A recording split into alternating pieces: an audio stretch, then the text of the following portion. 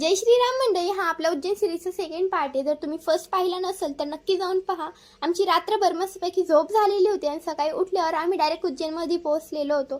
तर मी एवढ्या लांब आलेली, ते पण आपल्या महाकालच्या नगरीत, मला ते विश्वासच होत नव्हता. आणि माझ्यासोबत हे सगळे सुद्धा फर्स्ट टाइमच उज्जैनला आलेले होते.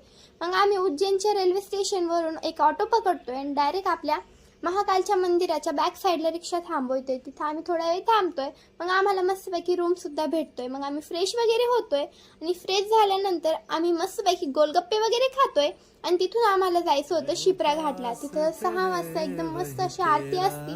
मग आम्ही सगळे ऑटो करून डायरेक्ट शिप्रा घाटावर जातोय. तिथं मस्तपैकी आरतीची तयारी वगैरे झालेली होती आणि काहीच वेळात खूप छान अशी आरती वगैरे तिथं होतीये.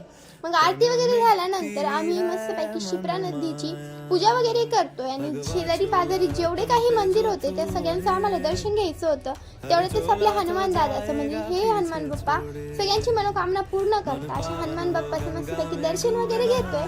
आणि तिथं आरती सुद्धा चाललेली होती. मग आम्ही आरती वगैरे करतोय.